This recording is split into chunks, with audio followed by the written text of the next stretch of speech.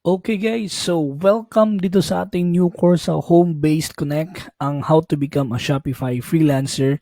And I know most of you here are really excited for this course kasi nga this course or yung this skill is one of the most in-demand skill sa pagiging online freelancing. And as you might notice, no, as you might have noticed na marami na ring job posting siguro kayong nakita about the Shopify work.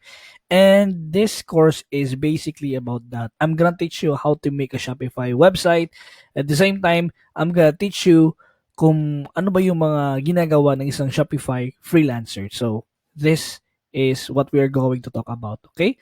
So, ito yung mga things to learn natin for this course, guys. No, ito yung course outline natin. Of course, we are going to talk about what is Shopify, ano ba yung mga Shopify websites example, and why do most clients want Shopify? Of course, we need to understand things, no? Mga things to understand.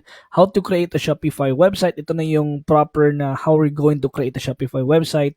And of course, na ituturo ko dito step by step, no? Kung paano ba tayo gagawa ng isang Shopify website from the ground up. Next is the Shopify basic customization. Dito natin ituturo kung paano ba tayo magka-customize natin Shopify store.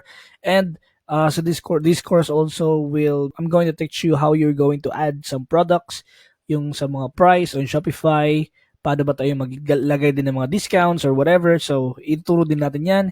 Of course, we are going to set up yung ating shipping settings, no? Depende rin sa client kung ano ba yung gusto nila mangyari sa inyo sa website nila. And of course, ituro ko rin yung mga jobs of a Shopify freelancer, yung rates of a Shopify freelancer, and of course, kung saan ba tayo mag-apply for a Shopify job, no?